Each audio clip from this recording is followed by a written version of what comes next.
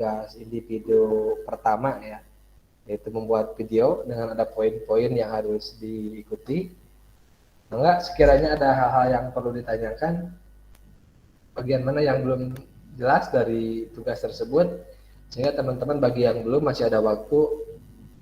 Sekarang hari Selasa, berarti ada waktu Rabu, Kamis, sampai Jumat ya untuk pengerjaan dan pengiriman videonya sesuai dengan yang ditugaskan.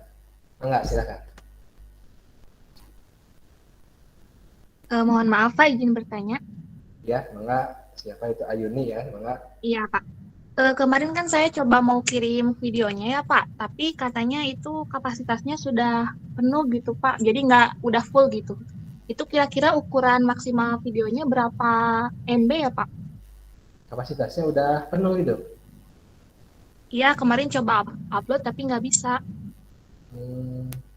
Boleh nggak? Coba kalau pas upload pas ada errornya di apa di screenshot ya, kirim ke saya ya. Kalau Iya nggak baik Pak. salah sih maksimal itu 100 mega kalau nggak salah. Itu makanya cek lagi videonya itu berapa. Kalau salah itu 100 mega itu maksimal gitu. Oh iya, kemarin video saya 200 Oh MB iya, kalau iya. tidak salah. Di Iya itu Pak. aja ya, di convert dulu aja atau di Oke. resize ya minimal. Iya. Karena kan kalau itu kebanyakan ya, memang banyak juga. Paling tidak di bawah 100 mega lah ya. Tapi kalaupun nanti misalkan pas di convert masih belum seperti itu, nanti saya ini kan ya, nanti kirim pesan ke saya aja nanti. Tapi diusahakan sih dikompres dulu sampai ke di paling tidak di bawah 100 mega lah ya. Kalau di-upload dulu ke Google Drive gitu Pak, terus nanti buat PDF dikasih linknya gitu bisa nggak Pak? Mangga, kalau itu juga mangga boleh sih. Cuman kalau nggak salah di sananya mintanya video ya, berarti tetap apa ya? Itu di-uploadnya boleh, mungkin filenya mangga sih, boleh aja lah. Kalau itu juga boleh sih. Kalau misalkan Pak, saya dikompres tapi hasilnya malah kurang maksimal misalkan ya.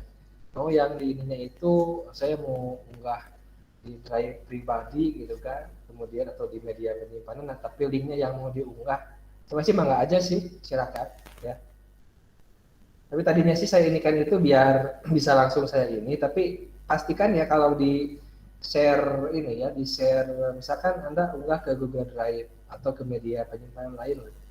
Nah pas misalkan nge-share ke saya diizinkan ya untuk membuka filenya gitu. Beberapa kadang yang udah ada yang lupa sehingga pas saya mau download atau mau lihat, saya harus permission aksesnya itu saya belum dikasih gitu. Sehingga saya tidak bisa melihat videonya. Mangga boleh Diki ya. Jadi tadi Ayuni kalau mau dikompres dulu mangga, kalaupun enggak pun ya kirimkan aja sih filenya. Itunya apa link filenya. Mangga, silakan. Baik, makasih Pak. Oke, sama-sama. Nah, itu terkait Ayuni dan Diki ya terkait proses pengiriman, berarti alhamdulillah sudah selesai. Nah ini barangkali ada yang masih bingung dari poin-poin yang harus dikerjakan supaya tidak menjadi kebingungan yang berlarut dan nanti tidak ada solusi malah jadi bingung nggak ngerjain gitu. Enggak, silakan kalau ada yang mau ditanyakan. Kalau tidak ada ya kita lanjut ke materi sesi ini ya. Nanti ada dua bagian ya, satu kita diskusi dan yang kedua itu mungkin lebih ke arah pemaparan penyampaian materi dari saya. Enggak, silakan yang lain kalau misalkan ada pertanyaan seputar penugasannya.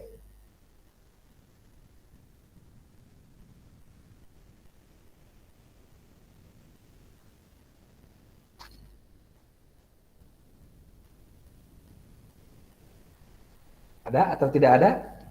Sudah cukup jelas?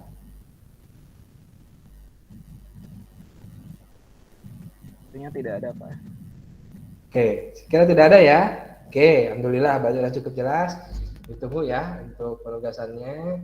Karena dengan hal tersebut, pertama saya melihat pertama itu adalah untuk yang nomor terakhir saya dapat tolak ukur dari teman-teman mana yang ingin memaksimalkan dari mata kuliah ini. Misalkan targetnya A, berarti ya teman-teman harus diseimbangkan ya. Cuma penugasannya atau latihan dan sebagainya itu harus dimaksimalkan. Nah, mungkin dibandingkan dengan misalkan di sini ada yang targetnya itu saya mah asal dapat C aja udah nggak apa-apa gitu kan ya, saya minimal dapat C misalkan, ya udah nggak jadi masalah sih gitu. Jadi setiap teman-teman punya target, teman-teman pasti punya proses yang bisa jadi berbeda gitu. Jadi tidak sama ya proses misalkan yang mau dapat nilai A dengan yang nilai C gitu. Itu pasti berbeda nanti yang harus diinginkan. Kemudian saya dapat tolak ukur awal ya dari kelas misalkan yang ikut APSI itu targetnya apa sih nilai yang dicapainya. Pun kemudian saya bisa melihat ya dan juga mungkin menilai bagaimana kemampuan teman-teman dalam mendeskripsikan dirinya sendiri gitu. Sehingga nanti teman-teman di sini ada nanti Pagi Ramdhani Esko, ada Taufik Dimyanti Esko, ada Asep Nur Samsi, Nur Padilla, ada Iri Amalia, Ayu Nidita dan semuanya ya itu semua calon-calon sarjana komputer. Sehingga saya pengen tahu juga nih di semester 4 ini teman-teman ketika mungkin disuruh oleh misalkan di sini oleh dosen lah, tapi nanti misalkan teman-teman akan kerja, teman-teman akan melamar kerja dan nanti oleh bagian rekrutmen itu misalkan disuruh ditanya, coba silahkan deskripsikan diri Anda sendiri gitu kan, apa yang menjadi keunggulan Anda, apa skill yang Anda kuasai seperti itu. Jadi upayakan sih maksimal nanti ya, sehingga itu anggaplah untuk salah satu pembekalan bagi teman-teman di sini. Seandainya pun nanti teman-teman lulus di sini ya, tetap itu akan misalkan menjadi salah satu tolak ukur lah paling tidak buat teman-teman. Oke, saya kira kalau tidak ada pertanyaan itu saja dari saya untuk tugas. Jadi yang belum masih ada waktu, selamat mengerjakan, tetap semangat ya. Selanjutnya izin saya share screen.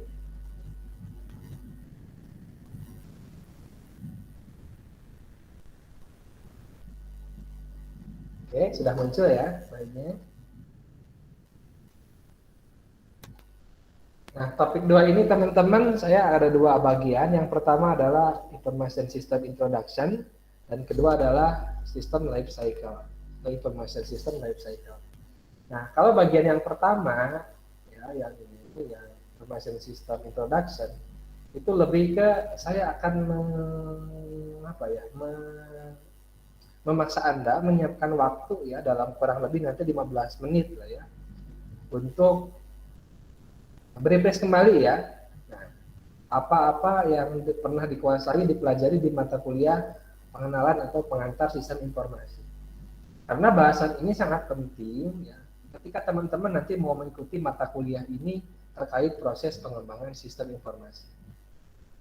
Jadi kalau saya ada logika, kita itu mau misalkan membuat suatu minuman namanya es cendol Elizabeth misalnya. Kita itu mau membuat es cendol Elizabeth. Tapi misalkan teman-teman itu sama sekali nggak pernah atau belum pernah lihat, belum pernah nyoba, ngerasain, minum dan sebagainya ya, terkait dengan cendol Elizabeth tersebut. Nah, tentunya itu adalah akan menjadi hal yang sesuatu yang lebih sulit gitu.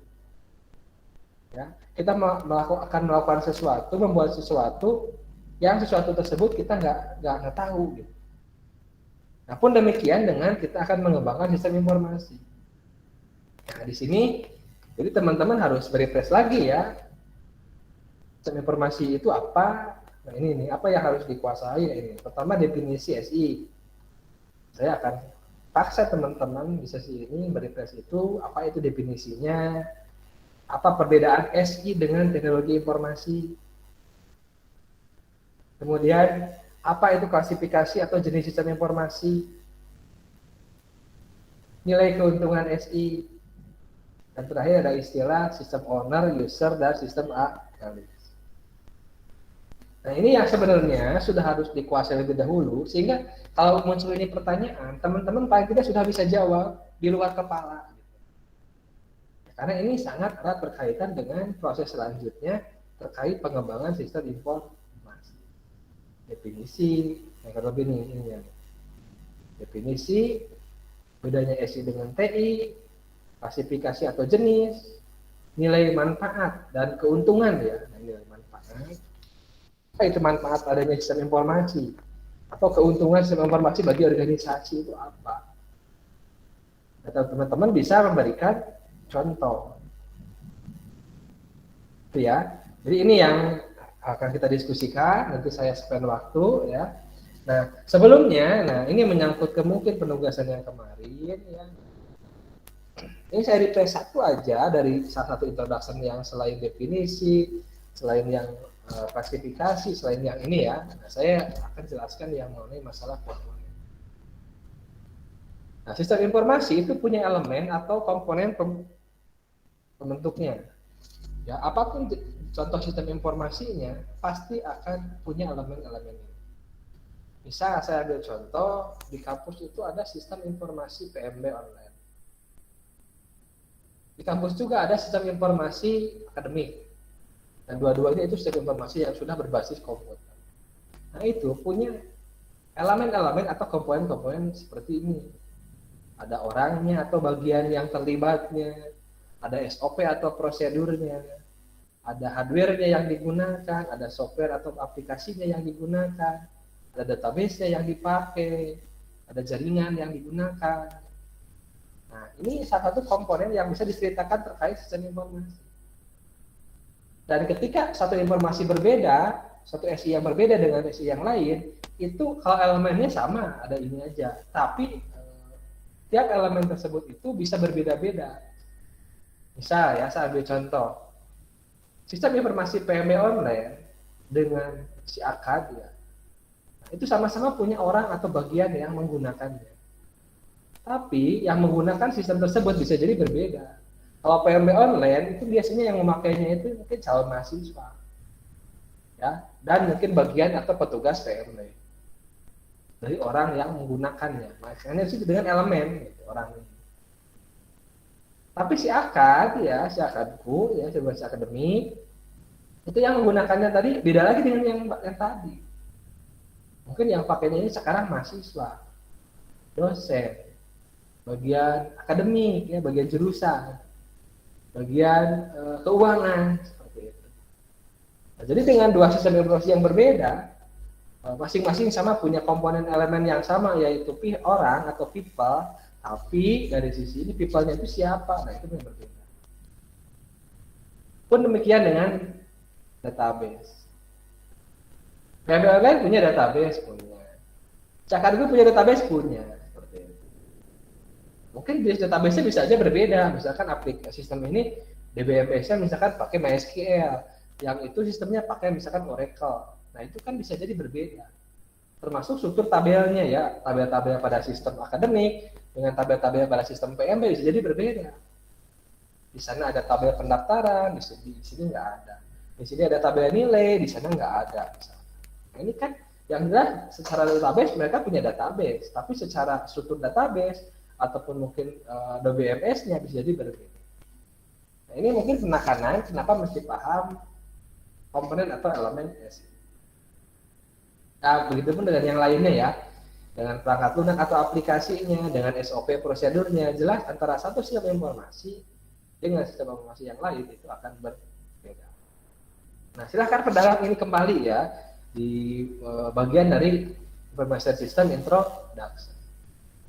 Jadi silahkan gali kembali salah satunya ini ya, dan yang lainnya yang 5 ini. Ya, makanya dari itu, nah di jam saya sekarang ya teman-teman, di jam saya sekarang 13.49, 1 menit lagi lah. Nah, nanti saya kasih waktu dari mulai 13.50 berarti sampai 14 lewat 5, berarti 15 menit lah ya. 15 menit. Silakan teman-teman ya, buka-buka kembali boleh modul slide-nya atau mungkin file komputernya atau mungkin mau di internet dimanapun itu. Silakan cari apa itu definisi SI, apa itu ini 5 nomor ini ya. Kemudian kalau misalkan mau ditulis tangan mah enggak, mau misalkan diketik ke komputer kalau ada komputer mah enggak, atau mau disimpan di kepala mah enggak. Nanti kita diskusikan ini semua. Bisa dipahami?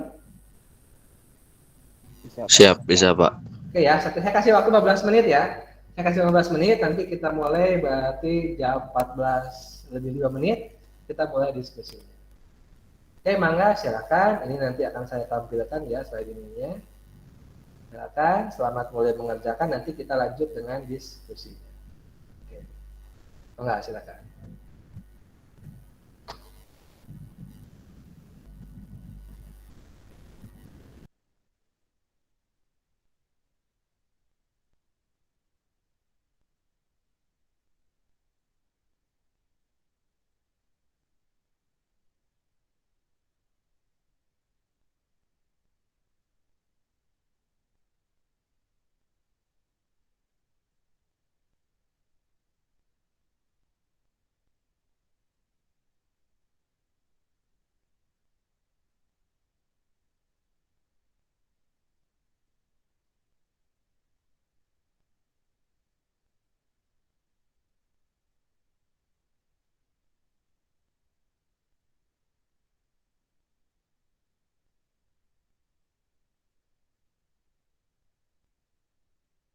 Kalau ada yang kurang jelas, mangga silakan boleh ditanyakan ya. Silakan.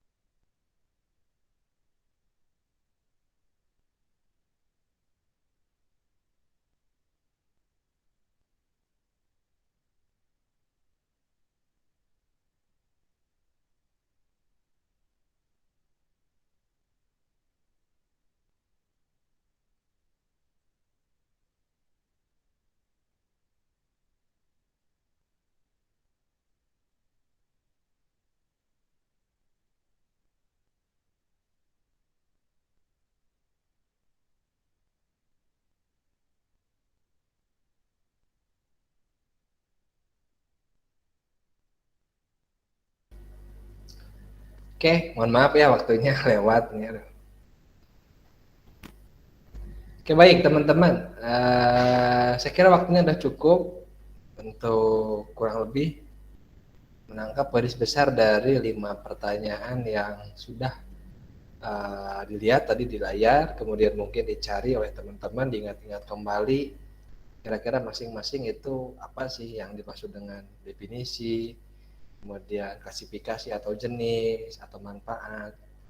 Enggak, silakan siapa yang mau sharing dari Klasik ini ke teman-temannya terkait dengan kelima pertanyaan yang sudah saya tampilkan di layar seperti tadi. Enggak, silakan. Boleh mengacungkan tangan atau mungkin boleh langsung izin berbicara, diaktifkan mikrofonnya. Enggak, silakan. Sebutkan nama jangan lupa. Saya izin menjawab, Pak. Enggak, silakan. Iya Pak. Nama saya Taufik Dimyasir. Taufik dulu ya, silakan. Mungkin saya ingin menjawab pertanyaan yang pertama, Pak, mengenai definisi dari sistem informasi. Oke, mangga silakan.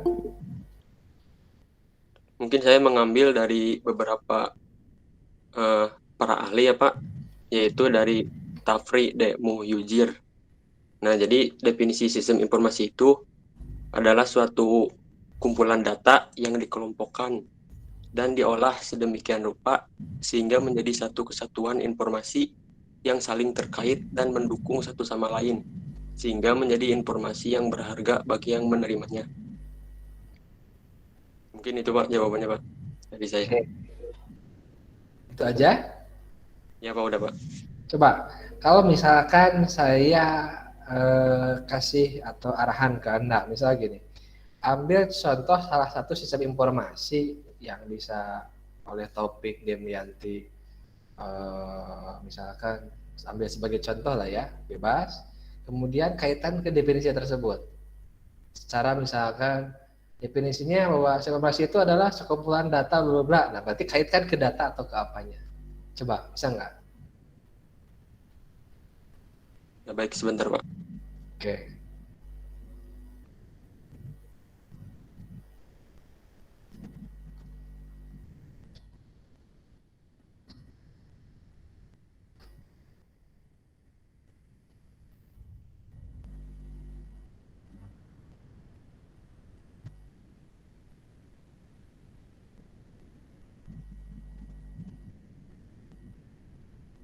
Oke, jadi sama yang lainnya ya, seperti itu. Jadi ketika misalkan paham definisi SI adalah sekumpulan bla. Nah, untuk memperdalamnya, ambil contoh, salah satu contoh sistem informasi yang oleh teman-teman kuasai atau dipahami. Nah, kemudian definisi tersebut, nah, ini kan apa? Kaitkan dengan contoh tersebut. Nanti itu akan lebih mudah memahaminya.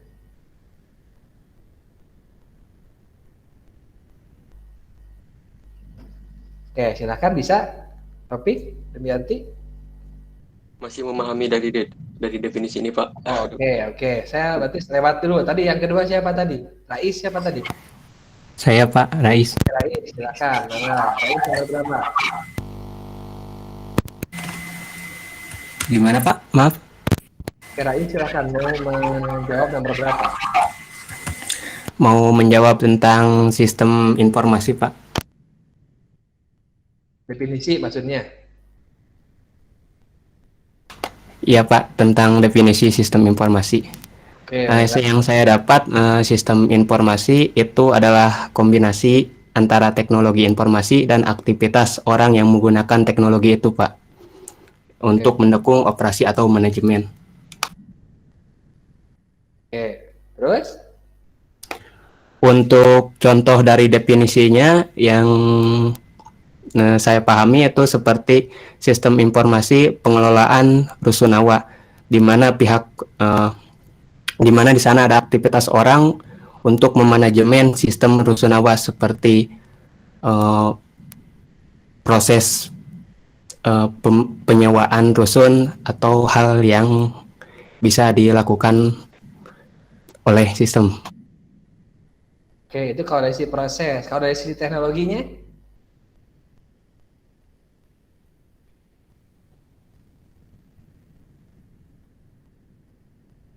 Oke, Oke, Rais sudah bisa mencontohkan dari sisi proses, betul bahwa sistem proses rusunawa, kawan rusunawa. Nah, di rusunawa itu ada proses pencatatan yang sewa, pendataan penghuninya, pembayaran, penagihan, dan sebagainya. Itu dari sisi prosesnya ya. Nah, tadi kan bahwa komponen lainnya itu adalah teknologi informasi atau teknologi. Nah, bisa nggak diberikan contoh teknologinya itu apa sih gitu kan, terkait dengan definisi yang disampaikan oleh Rais tersebut?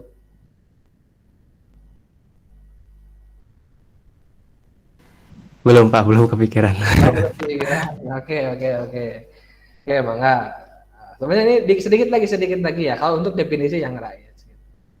Oke, yang lain barangkali Mangga ada yang mau lagi?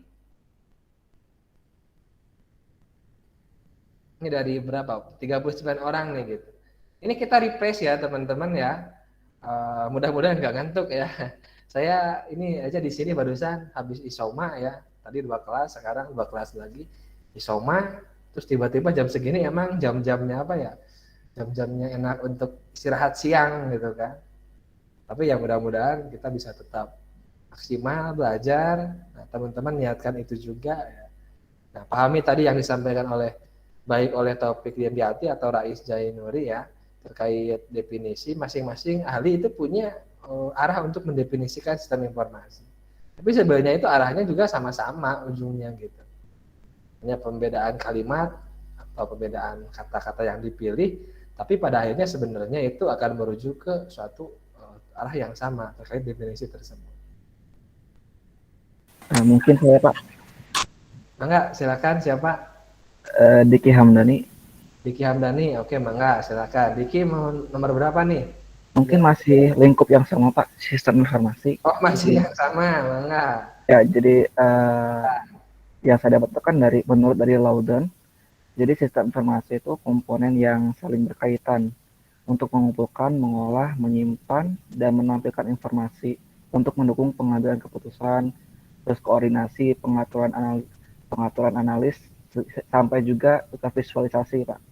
Contohnya kan kalau di si akad itu, kalau untuk dari sisi pengumpulan, misalkan kayak pengumpulan dokumen-dokumen mahasiswa gitu Pak. Terus lalu dari mengolahnya tuh, dari sistemnya mengolah data tersebut atau mengolah nilai-nilai yang diberikan dari dosen. Nah, terus juga bisa menyimpan dari seluruh data yang diberikan dari user. Terus menampilkan informasi itu untuk mahasiswa mungkin kayak seperti kalau di si akad itu ada informasi tentang nilai, informasi tentang jadwal, KRS, dan lain sebagainya. Terus kayak keputusan mungkin kayak keputusan seperti nilai Pak. Jadi dosen kan memberikan nilai seperti ini, lalu mungkin ada transkrip sehingga itu nanti itu masuknya ke cum laude atau tidak gitu. Terus ke visualisasi mungkin ada grafik gitu Pak, grafik misalkan IPK tahun semester IP tahun semester ini, semester dan kedepannya gitu Pak. Oke, itu mungkin yang dari Diki ya. Iya Pak.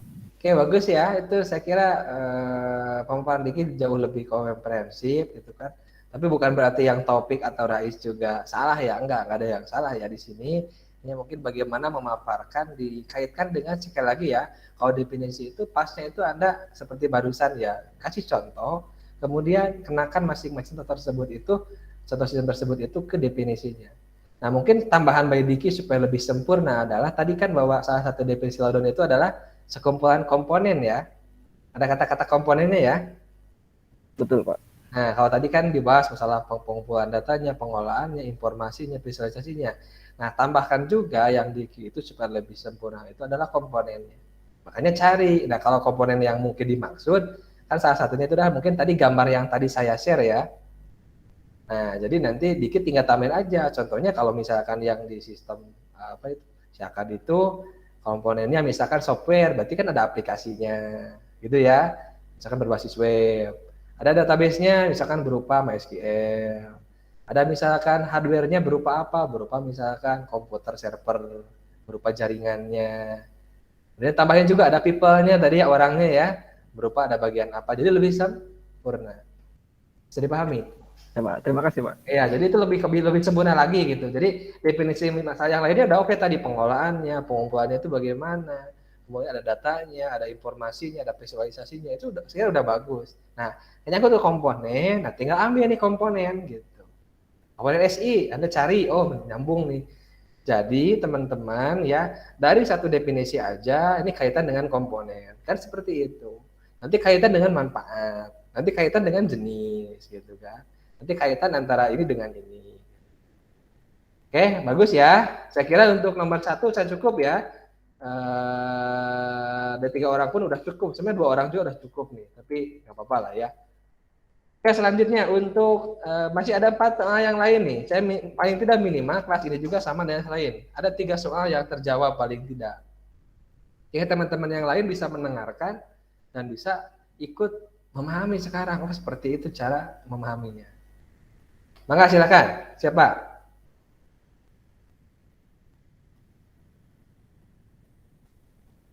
Silakan. Dari 39 orang udah 3 orang, berarti 36 lagi nih. Silakan. Mungkin saya Pak. Mangga silakan. Siapa namanya? Sebutkan. Saya Anggi Anggara Kusnadi ingin ya menjawab atau menyampaikan mengenai nomor 2 yang perbedaan antara sistem informasi bersama dengan teknologi informasi Pak. Oke, Anggi Anggara mencoba jawab nomor 2. Mangga silakan, gimana menurut Anggi? Mungkin untuk sistem informasi itu sendiri sudah lebih jelas lagi ya pengertiannya oleh dari 3 orang tadi, Diki, Rai, sama Kang Taufik. Ya, oke.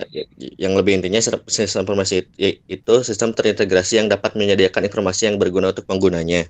Oke. Sedangkan teknologi informasi itu sendiri hasil rekayasa manusia pada proses penyampaian informasi dari pengirim ke penerima sehingga lebih cepat penyampaian informasi tersebut. Oke. Teknologi sistem informasi itu sendiri sebuah softwarenya yaitu Pak untuk menyampaikan informasinya. Sedangkan untuk teknologi informasinya itu sendiri sebuah hardware yang bisa untuk menyampaikan sistem informasi itu sendiri seperti televisi, handphone atau komputer. Mungkin itu Pak yang bisa saya sampaikan. Oke, bagus ya. Saya kira udah tangkap. Yang lain barangkali yang menambahkan kaitan antara. Jadi ketika ditanya misalkan, ini biasanya kejadian, ini pasti kejadian misalkan. Karena 2 istilah ini sering ditemukan, sering dianggap sama, ya, sering dianalogikan sama, dan mungkin sering kadang dibandingkan atau mungkin dianggap sama gitu. Yang jelas kalau dari namanya pun kan udah berbeda ya.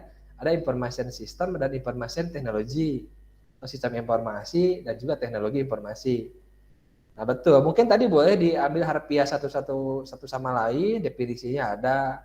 Kemudian boleh juga dibandingkan korelasi atau hubungan ya antara satu sama lain, ataupun mungkin nanti perbedaannya itu boleh kemana lah Anda melarikannya. Yang penting Anda paham gitu. Itu ya. Mangga silakan, ada yang mau menambahkan?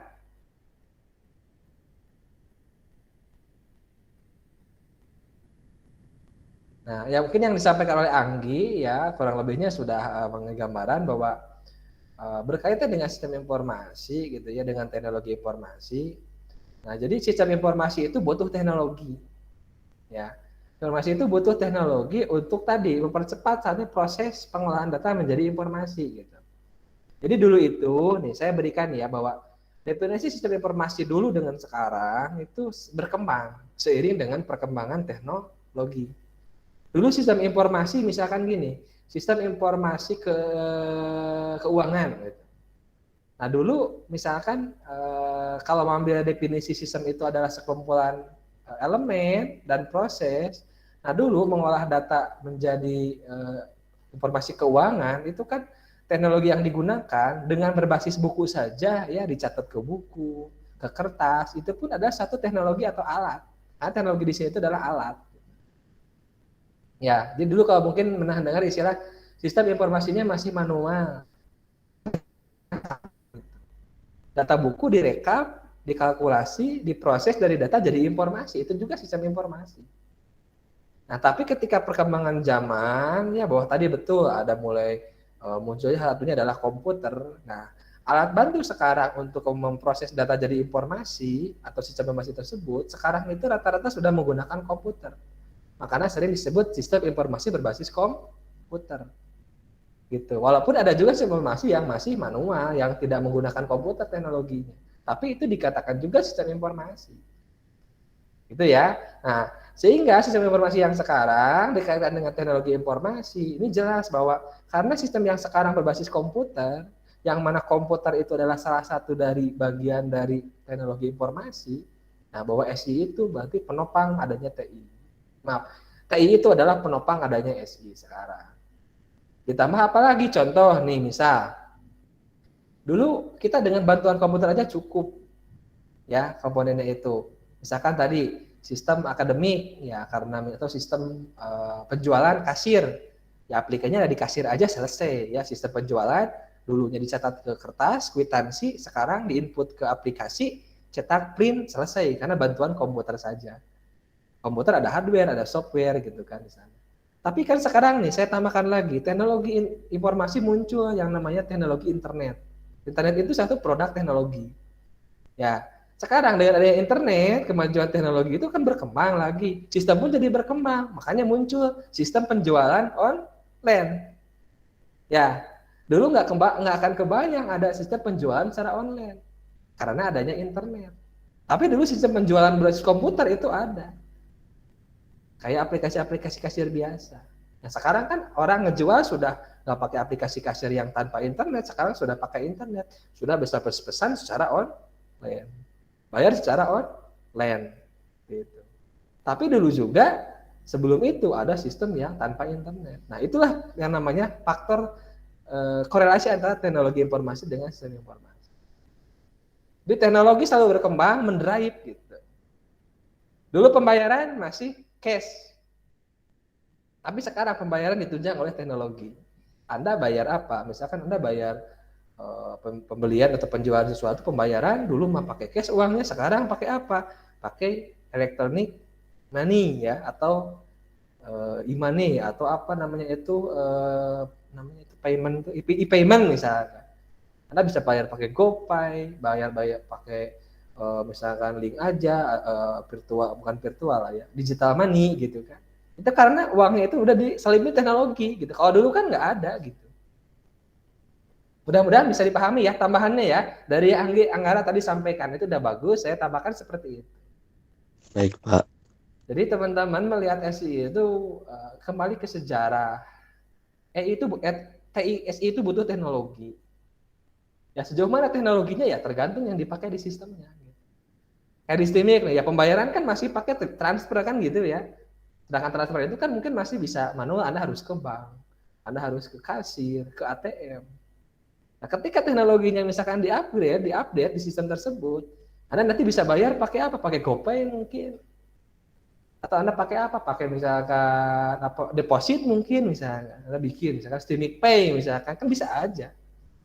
Karena itu di-upgrade dari sisi teknologinya. Oke, terima kasih Anggi ya untuk yang nomor 2. Ada 3 nomor lagi. Saya paling tidak 1 nomor lagi aja. Silakan, siapa? Dari 3 nomor lagi. Izin menjawab nomor 3, Pak. Mangga, silakan. Namanya siapa? Yunidita. Oke, Ayunidita. Oke, mangga, Untuk silakan. dan jenis sistem informasi. Untuk klasifikasinya sendiri ada beberapa klasifikasi. Yang pertama didasarkan pada level organisasi.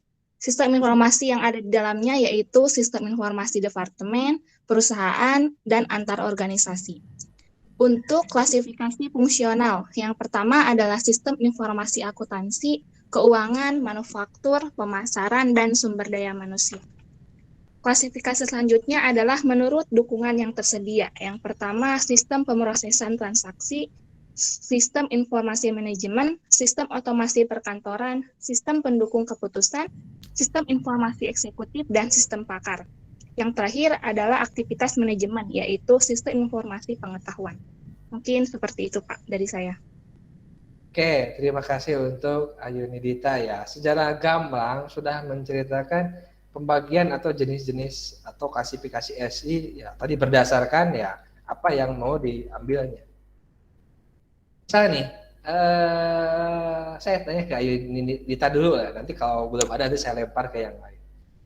Bisa nggak diambil salah satu dari tadi klasifikasi yang berdasarkan misalkan apakah itu level organisasi, apakah berdasarkan dari fungsionalnya atau berdasarkan yang lainnya, ambil salah satu mana yang paling dia kuasai. Kemudian coba berikan contohnya misalkan gitu.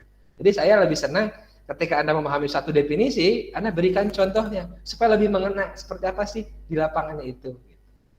Mangga, silakan. Supaya ada contohnya seperti ini Pak, SI-nya gitu. Enggak.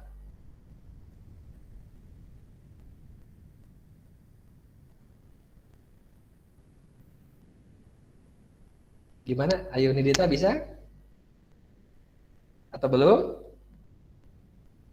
Sebentar Pak, masih saya pahami lagi. Oke, coba ayo lagi. Enggak. Yang lain sama ya. Jadi yang penting kalau dengan saya itu saya nggak apa ya. Saya seperasaan saya ya, karena saya yang merasa saya rasakan seperti ini, tapi mungkin boleh dikoreksi. Seperasaan saya itu tidak apa ya, apa disebutnya itu ya, tidak textbook lah, saya tidak berpikir misalkan kalau teori itu harus selalu misalkan kalau kayak Laudon aja, kalau kayak Jugianto aja, kayak Kendall aja. Saya enggak ya.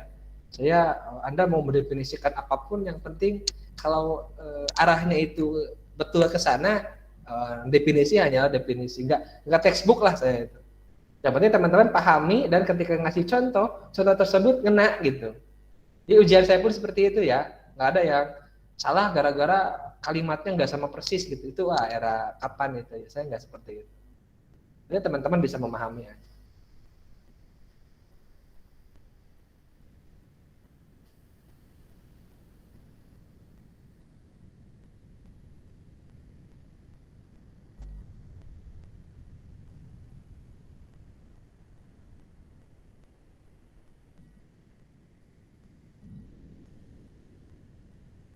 Oke, yang lain barangkali ada yang mau menambahkan, barangkali yang disampaikan oleh Ayu Nidita, atau mungkin mau nyoba nomor 4, nomor 5 barangkali.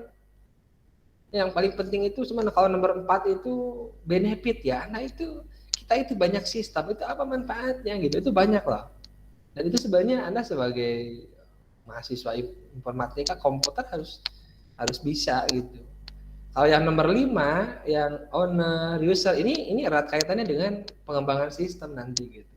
Kalau sudah paham itu lebih memahami, memaknai bahwa sistem itu lebih komprehensif, menyenangkan gitu kan.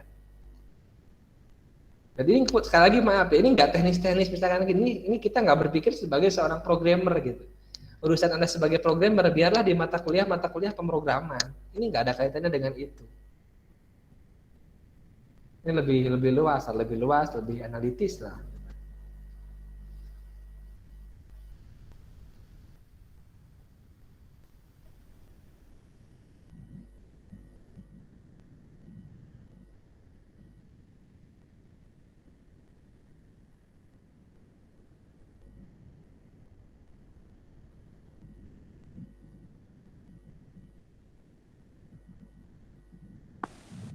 Pak, boleh izin menjawab.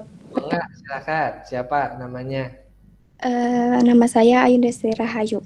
Ayu Dasri. Oke, mangga silakan. Kan salah satu keuntungan dari sistem informasi itu mempercepat pemrosesan data ataupun meningkatkan efisiensi atau efektivitas data secara akurat. Nah, kalau diambil dari salah satu contoh sistem informasi, saya ambil sistem informasi pemasaran. Kan jadi tujuan adanya sistem informasi pemasaran tersebut itu untuk mempermudah tugas ya Pak. Nah terus contoh kan sebuah perusahaan yang menjual produk pasti itu memasukkan data-data produknya gitu. Kayak berapa stok barang yang akan dijual, terus apa saja barang mungkin yang paling laku. Nah nanti kan diproses sama bagian admin. Nah terus nanti bisa langsung ada data laporan gitu yang langsung bisa dicetak gitu. Mungkin gitu Pak menurut saya yang saya ketahui gitu. Oke, terima kasih Yunda ya. Betul ya, manfaatnya sih banyak ya, bisa meningkatkan jangkauan, bisa efisiensi, bisa ke arah efektivitas, bisa sih kemudahan ya, informasi, bisa kemudahan pemproses data. Bisa sudah dicontohkan salah satu ya, termasuk pemasaran. Misalnya nih, saya ambil salah satu contoh, nah saya pengen tahu nih sepemahaman Ayunda lah. Misalkan ini, sekarang kan lagi musimnya itu seleksi CPNS ya. Iya, Pak. Ya, kan ya. Nah, CPNS itu seleksinya itu berbasis sistem informasi. Nah, orang nyebutnya itu CAT, Computer Assisted Test ya. Nah, karena itu satu sistem informasi, kira-kira nih menurut Ayuna nih, manfaat apa, kenapa pemerintah membuat satu sistem ujian CPNS berbasis komputer atau CAT tersebut? Kira-kira ke arah yang mana tuh? Dari yang tadi disebutkan contoh-contoh keuntungan. Kan mungkin kalau CPNS itu ngerjain kayak pertanyaan-pertanyaan gitu. Nah, mungkin kan nanti ada penilaian untuk mempermudah penilaian aja gitu, apakah bisa lolos atau tidak gitu.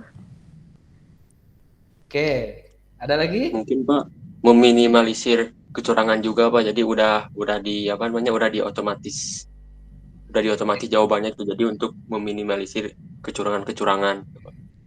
Ayunda fokus ke kemudahan. Tadi proses betul ya, sistem informasi itu satunya adalah bahwa adanya sistem akan memudahkan proses. Betul ya, Ayunda. Nah, nanti Ayunda jelasannya seperti ini saya tambahkan. Karena pakai komputer, proses itu kan lebih cepat. Nah, bandingkan dengan sebelumnya Ayunda ya. Misalkan gini, dulu sebelum ada sistem CAT, bayangkan ya, kalau ujiannya, saya ngalamin lah. Saya ujian waktu itu tuh masih pakai kertas ya, kemudian saya harus milih apa itu, ngebuletin ya, ngebuletin apa pilihan-pilihan, kemudian setelah ngebuletin pilihan tersebut itu kan soal itu dikirim ke pusat, baru diperiksa pakai alat, bayangin hasilnya berapa lama itu.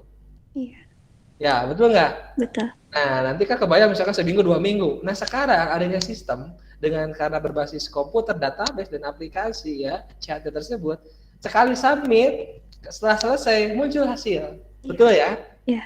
Nah, tambahkan seperti itu ya. Jadi udah bagus yang tadi, tinggal tambahkan aja. Pun demikian dengan yang siapa yang Taufik barusan ya, yang terkait apa kecurangan. Sistem itu berarti akan mendeteksi atau membatasi terjadinya kecurangan. Ini mohon maaf ya. Nah, sekarang kenapa nggak bisa curang? Kan ujian harus login masing-masing, prosesnya ketat, sistem bisa mendeteksi dan sebagainya. Kalau dulu karena berbasis kertas, kan kebayangnya bisa di jokian lah, bisa di apa. Nah, jadi kasih contoh atau manfaat keuntungan itu boleh dibandingkan dengan sistem sebelumnya. Bisa dipahami ya oleh Ayunda juga Taufik dan yang lainnya ya. Bisa, Pak. Nah, seperti itulah teman-teman. Jadi kenapa saya pengen ada diskusi seperti ini? Itu ini dalam rangka apa? Refresh lagi. Teman-teman ya, ini adalah fondasi teman-teman belajar pengantar SI. Sekali lagi kita akan lebih mudah ngebangun sistem kalau kita lebih paham manfaat SI, kemudian definisinya, contoh-contoh teknologinya, komponennya dan salah satu sebagainya. Kita akan mudah seperti itu. Ya, saya yakin dengan misalkan kita mengetahui lebih dalam SI dan kita tahu bahwa banyak keuntungan ternyata ya, dan tidak hanya kecurangan, tidak hanya masalah itu, kedua juga adalah apa, efisiensi atau masalah dari biaya. Bayangin oleh teman-teman, coba aja bayangin saya ya, misalkan gini, dulu ketika tes CPNS satu orang itu berapa lembar soal, berapa lembar jawaban, kali sekian juta, sekian juta orang yang ikut tes. Ya, kalau seorang aja 10 lembar kali 100 perak berarti 1000. 1000 kali berapa itu? Kali misalkan 1 juta orang ya ikut tes, berarti berapa? 1 miliar gitu. Untuk apa? Untuk apa itu? Untuk penggandaan soalnya aja. Belum pemeriksaannya, belum yang lainnya gitu kan ya. Betul ya? Sekarang dengan hanya ada tinggal sekali dibuat soal di database diambil semua bisa selesai. Oke, sebentar ya, sebentar. Ada Bang Yando sebentar. Saya dulu.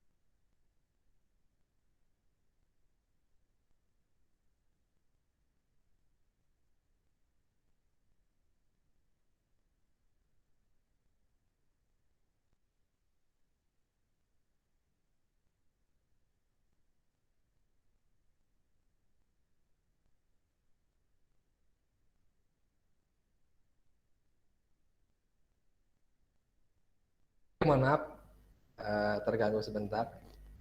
Ini seperti itu ya, teman-teman, banyak sekali manfaat.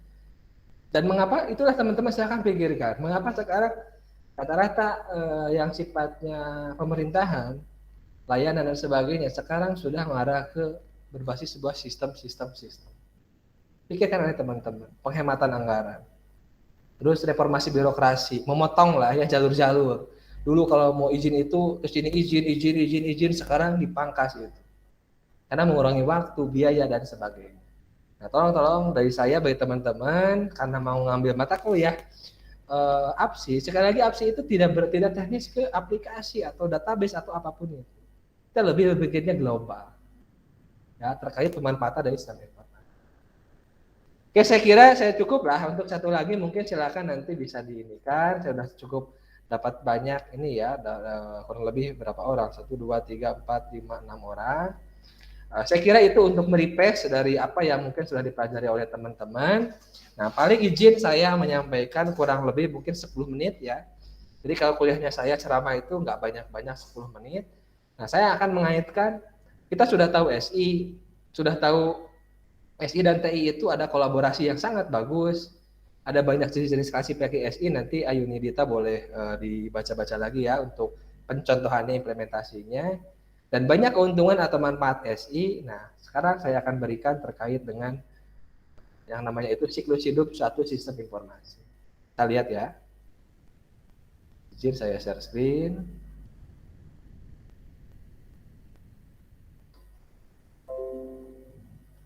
Oke, sudah muncul? Sudah, Pak. Oke, Sudah, Pak. Nah, ini ya. Sistem life cycle SLC, tapi di sini nanti ke depannya ya ada SLC, SDLC, itu arahnya itu sistem, ke sini adalah sistem informasi tentunya ya. Oke, nah di sini sistem life cycle adalah pemfaktoran umur atau pembagian ya umur hidup atau daur hidup sebuah sistem informasi, yang mana dia itu akan dibagi ke dalam 2 tahap atau 2 fase ya, 2 periode. Pertama adalah tahap ketika sistem itu dikembangkan atau IS development, dan kedua adalah ketika sistem informasi tersebut dioperasikan dan juga dirawat. Jadi ada IS development dan ini dengan IS operation dan atau IS maintenance. Nah, teorinya gini ya di sistem informasi itu. Pertama, kita itu akan membangun sistem tersebut. Anggaplah kita bangun sistem A. Kita mengikuti kaidah-kaidah. Setelah dibangun selesai, diuji, sudah oke sistem tersebut, kemudian kita pasang, deploy. Ya, di-deploy, kalau misalkan publik dirilis, setelah itu kemudian ketika sudah dipublik, ya dirilis atau dipasang, kita gunakan sistem tersebut. Kita pakai sehari, 2 hari, 3 hari, 4 hari, tergantung konteks ya sistem tersebut. Kemudian kita pun kalau ada kekurangan-kekurangan, kita rawat, karena sistem itu ketika berjalan itu dia membutuhkan kan hardware, software, hardware-nya dirawat, sumber dayanya, listriknya, keamanannya, security-nya, kebersihannya, nanti ada di mata kuliah lain, nah seperti itu. Nah, kemudian ketika sistem tersebut ya sudah dirasa, oh perlu fitur baru, atau ada masalah baru yang harus diselesaikan, kita kembangkan ulang sistem tersebut. Jadi setelah digunakan, dikembangkan ulang lagi, setelah dikembangkan, pakai lagi. Dipakai, kembangkan lagi. Nah, terus seperti itu, makanya membentuk yang namanya suatu life cycle atau siklus. Nah, bisa dilihat di layar Anda, bisa dicermati tahap siklus hidup. Nah, pertama kita pengembangan sistem atau pembangunan sistem, maka namanya itu mangga ya. Nah, ini dia akan menggunakan suatu metodologi. Inilah yang akan kita pelajari, teman-teman. Ya, jadi mata kuliah kita fokus ke sini APSI itu bagaimana ngebangun atau ngembangkan satu sistem informasi dengan menggunakan metodologi tertentu. Ya, nanti ada tahapan perencanaan, analisis, perancangan, coding, testing. Nah, kalau sudah oke, kemudian kita lakukan konversi ya atau pemasangan ke sistem tersebut. Sekarang di sistem dipasang di sini, dioperasikan sistem tersebut. Kemudian dirawat, menggunakan apa? Lihat nih, menggunakan IT. Tadi saya sebutkan teknologi informasi. Ya, karena sistem tersebut itu ya nanti untuk dideploy ya kita udah pikirkan teknologinya mau pakai apa dan sebagainya. Tapi ketika dioperasikan, teknologi inilah nanti yang akan menjadikan kelancaran suatu sistem informasi. Ya. Nah, kemudian ketika sudah sekian lama berselang waktu, kemudian sistem itu mengalami namanya penuaan, obsolescence ya, atau misalkan kekurangan fitur baru, atau perlu adanya inovasi fitur baru, entah ada misalkan masalah yang harus diselesaikan, kembangkan kembali. Setelah dikembangkan, diuji, sudah oke, di deploy kembali, dipublish, rilis, jalankan sistem. Nah, kalau di kampus kita, saya contohkan ya dulu ya, waktu saya zaman kuliah, misalkan paling tidak sistem kita itu masih berbasis misi KRS itu masih manual, saya mengalami ya. Misi KRS itu masih berbasis manual, ke kertas, PMB masih offline ya, masih ke kertas. Kemudian dideploy lah atau didevelop satu sistem dibangun oleh tim ya. Kan sistem PMB-nya itu dari mulai masih manual ke Excel ya, belum pakai aplikasi khusus. Kemudian dibangunkan aplikasi berbasis desktop akses waktu itu. Sekarang datanya diinput ke akses. Kalau dulu kan diinput ke Excel ya, diinput ke Word ya, ke Excel gitu kan. Sekarang berubah kan. Nah, dipakailah di sini sistem yang berbasis desktop tersebut ya. Jadi ketika daftar sekarang input datanya ke aplikasi desktop. Database-nya udah masih mending lah ya seperti itu. Dijalankan sampai sekian periode. Sampai dirasa bagaimana, misal salah satunya, nah sekarang ada faktor pandemi. Nah, pandemi itu kan mengharuskan kita tidak bisa ketemu langsung, tetap muka langsung. Otomatis mesti harus secara daring gitu. Nah, sedangkan sistem desktop misalkan punya kelemahan di sistem yang daring, itu bisa jadi salah satu alasan. Dah kita kembangkan sistemnya. Dari desktop diubah menjadi berbasis web atau mobile. Ya, dilakukan proses pembangunan, diuji, ditesting, dirancang, diuji, ditesting sampai udah oke. Setelah oke, pasang sekarang. Nah, dioperasikanlah sistem PMB sekarang berbasis online. Nah, KRS berbasis online semuanya. Dirawat terus seperti itu. Nah, terus ya seperti itu siklusnya seperti itu. Ya, jadi ini dua hal yang berbeda gitu kan. Nah, sekarang itu sistem akademik STIMIK ya sudah dalam fase operasional, perawatan paling gitu. Ada pas loading atau pas error, ada pas misalkan server nggak stabil, ada apa misalkan pas lagi ujian tiba-tiba loading dan sebagainya, trafficnya ya dioperasi di set trafficnya, dirawat, maintenance gitu. Tapi mungkin suatu saat nanti ada pengembangan lagi, kembangkan lagi sistemnya. Setelah oke, dideploy lagi, dijalankan lagi sistem yang baru.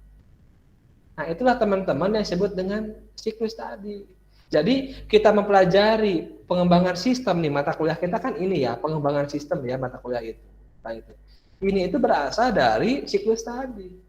Jadi nggak bakalan ada proses pengembangan sistem kalau tidak ada sistemnya yang sudah digunakan. Nah, di sini ada kejadian kunci dari perubahan dari satu tahap ke tahap yang lain itu adalah pertama adalah konversi. Nah, konversi ini adalah ketika dari sistem pengembangan berputar ke sistem operasional. Sebaliknya, penuaan atau penurunan fungsi ya, biasanya itu akan memunculkan perputaran dari sebuah operasi ya ke perawatan. Operasi perawatan ke pengembangan. Anda bisa lihat nih. Jadi dari pengembangan ke operasi dan dari operation ke pengembangan. Lihat siklus ini intinya. Nah, pun demikian dengan sekarang nih, contoh nih, saya ambil salah satu startup, Mohon maaf ya, saya nggak promosi atau apa, saya hanya mungkin mencontohkan, misal gini. Dulu itu perusahaan Gojek ya, nah Gojek itu dia punya ide bahwa sekarang saat itu belum ada aplikasi atau sistem yang menghubungkan antara penarik ojek atau taksi ya misalkan taksi yang operasional dengan pelanggan. Pelanggan harus nyari pangkalan ojek harus nyari pelanggan. Dia bikin sistem, dikembangkan tuh, menghubungkan tukang ojek, katakanlah model itu, kemudian dihubungkan dengan customer.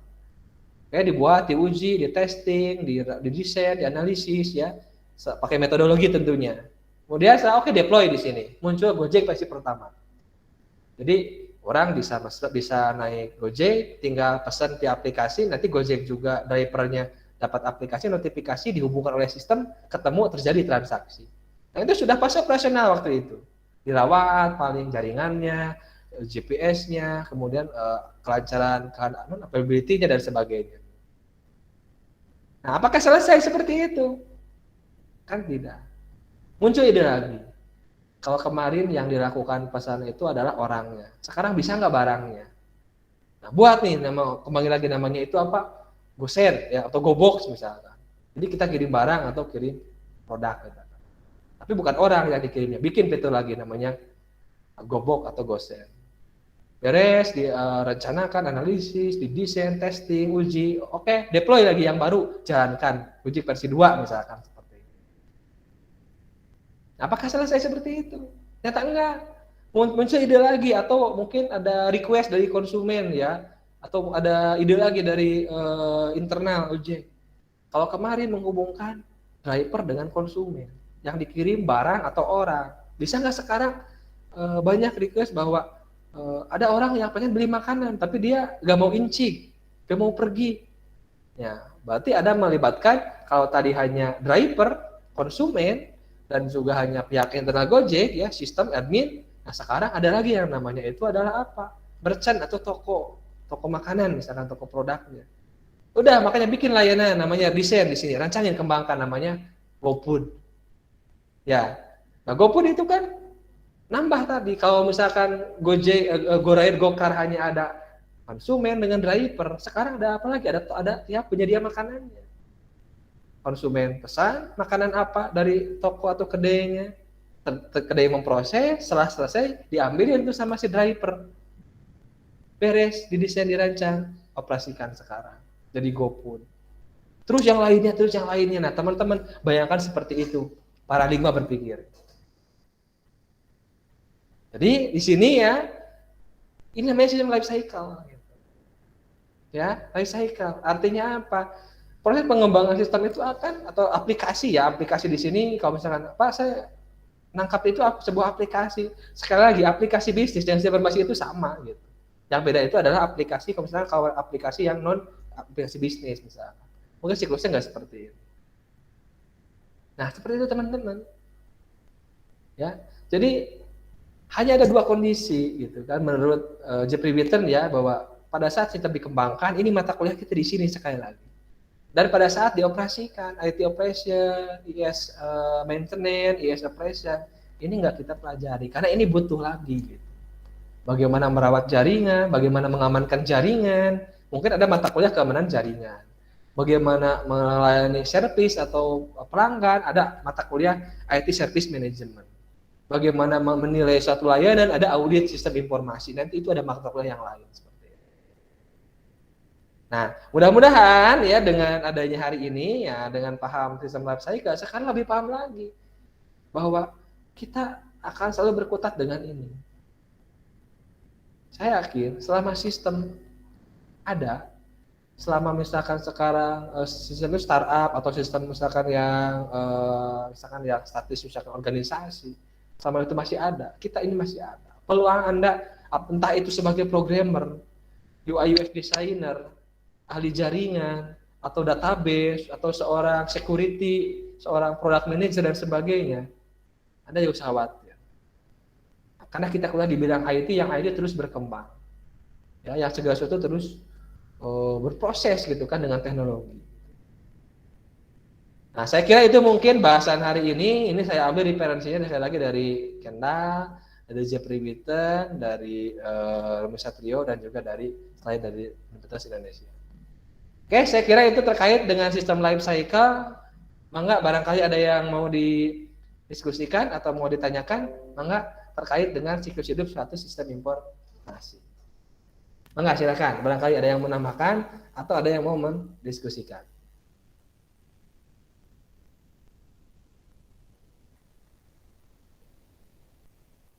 Oh, kalau kira kita cukup jelas, nanti kita bisa akhiri ya sesi ini. Mangga, silakan.